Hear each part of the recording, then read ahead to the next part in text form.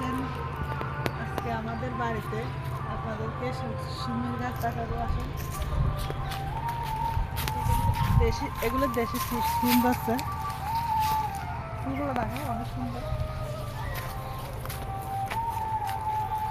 দিকে দেখো,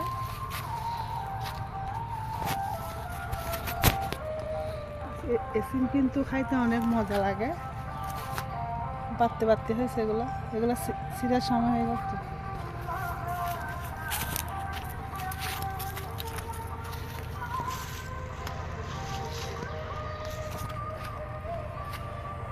এগুলো এখন খাওয়া যাবে না, এগুলো আগে পাততে রাখতে হবে, তারপর খেতে হবে।